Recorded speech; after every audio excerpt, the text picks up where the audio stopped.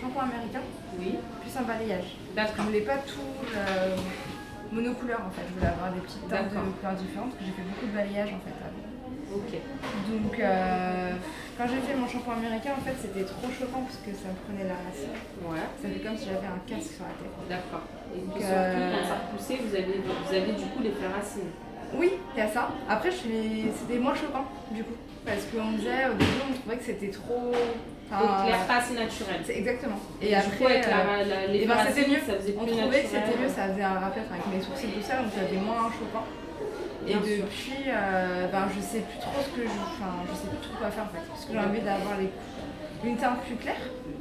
Comme celle-là. Plus clair que ce qu'on a là? Non, dans les mêmes tons, mais du coup avec des petits rappels de... Un peu plus de doré, voilà, des zones un peu plus claires. Ouais. Mais donc du coup, c'est important quand même de garder la racine foncée. Je me dis oui. Parce que l'avantage c'est que quand votre cheveux repousse, vous n'avez pas d'effet racine et donc pas d'entretien nécessaire trop régulier.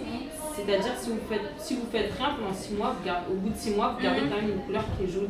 Donc ça c'est quand même important. Et puis là, en fait, on se retrouve quand même un petit peu avec un effet bas, une démarcation. Donc je pense qu'il serait bien déjà, c'est l'atténuer. Refoncer un petit peu cette zone, toute cette zone-là de votre couleur naturelle. Casser un peu la barre qu'on a. Et ensuite faire un ombre et air par-dessus pour éclaircir et se retrouver avec quelque chose de beaucoup plus naturel et beaucoup plus de contraste. Parce que là, ça fait très couleur en bas. On voit quelques contrastes qui se trouvent un petit peu sur cette zone-là, mais en bas, on n'en a pas. Donc je pense que le but, c'est le contraire. C'est justement se retrouver avec plus de contraste sur le bas et pourquoi pas autour du visage. Je pense que ce serait plus sympa, il y aura plus de relief, et ce serait plus naturel et plus actuel. Oui, mais c'est ça. J'ai vu tous les avant-après sur Facebook et franchement, il y avait plein de techniques, mais je me dis, mais je sais pas quoi choisir en fait, qui serait adapté à moi.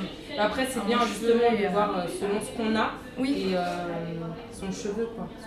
J'ai déjà quelque chose sur mes cheveux, c'est pas comme si je partais sur mes cheveux naturels. Donc là, il va falloir quand même retravailler toute la base. Donc c'est ce qu'on appelle chez nous un blond renaissance. Voilà, d'où rattraper une couleur naturelle un peu plus bas et retravailler en ombre et air. Donc ce qui rééclaircira toutes ces zones-là. C'est bien, c'est d'avoir de la lumière plutôt vers le bas et un petit peu autour du visage et moins démarqué à ce niveau-là. D'accord. Après, ce que je vous conseille, c'est jusqu'à votre prochain rendez-vous, vous à la maison, regardez des photos, ce qui vous plaît, vous gardez tout. Même s'il y a des trucs, justement, c'est pas tout à fait ça, mais ça se rapproche. Vous gardez et puis le jour même, on regarde ensemble. Et puis, on voit un petit peu. Ce que vous avez dit là, ça me ça vous convient. Super. Voilà.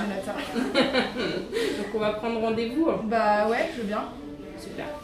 C'est parti.